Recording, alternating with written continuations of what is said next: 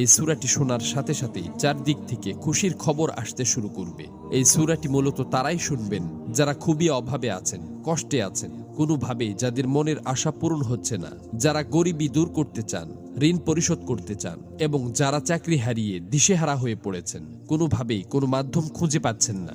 আজকের এই গুরুত্বপূর্ণ সূরাটি শুধুমাত্র তাদের জন্যই। কষ্ট করে সূরাটি আপনারা মনোযোগ দিয়ে প্রথম থেকে শেষ পর্যন্ত শুনুন।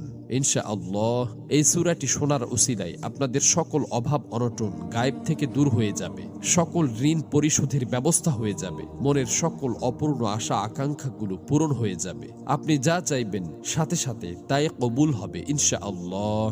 প্রিয় বন্ধুরা, আল্লাহ পাক চাইলে সবকিছুই সম্ভব। এজন্য আল্লাহ তাআলার কোরআন মাজিদের সর্বশ্রেষ্ঠ এই সূরাটি শুনতে শুনতে আপনার মনের সকল নিয়ত, মনোবাসনা ও জীবনের সকল চাওয়াগুলো আল্লাহ তাআলার কাছে মনে মনে দোয়ার মাধ্যমে তুলে ধরবেন। আল্লাহ চান তো মুহূর্তেই আপনার জীবনটা পরিবর্তন হয়ে যাবে। প্রিয় বন্ধুরা, জীবনে তো অনেক প্রচেষ্টাই করেছেন, একবার না হয় কোরআন মাজিদের এই সূরাটির উপর বিশ্বাস রেখে প্রথম থেকে শেষ পর্যন্ত শুনলেন। এই সূরাটি শোনার পর আপনি নিজেই বাধ্য হবেন আমার জন্য দোয়া করতে। এই সূরাটি এখন পর্যন্ত লক্ষ লক্ষ কোটি কোটি মানুষ শুনেছে এবং সকলের ভাগ্য অলৌকিকভাবে পরিবর্তন হয়ে গেছে। আমার কথা বিশ্বাস হচ্ছে না? তাহলে সূরাটি একবার শুনেই দেখুন।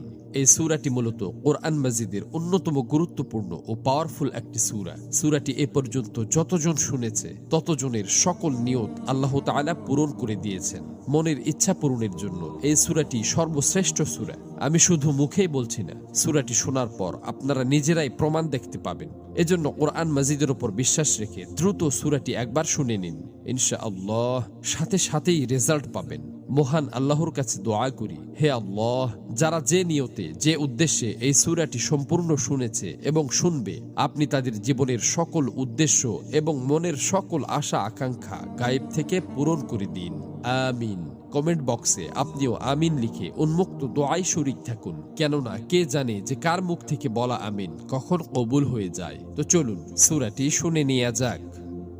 أعوذ بالله من الشيطان الرجيم بسم الله الرحمن الرحيم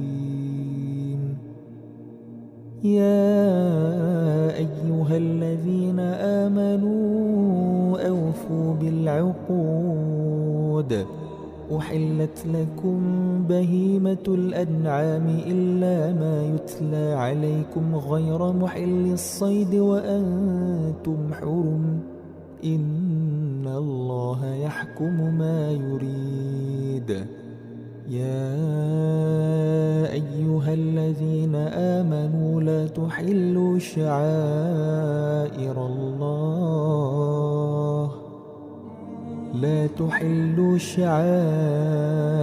الله ولا الشهر الحرام ولا الهدي ولا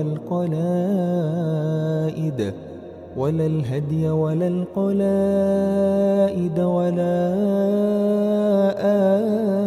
آمين البيت الحرام يبتغون فضلا من ربهم ورضوانا وإذا حللتم فاصطادوا ولا يجرمنكم شنآن قوم أن صدوكم عن المسجد الحرام أن تعتدوا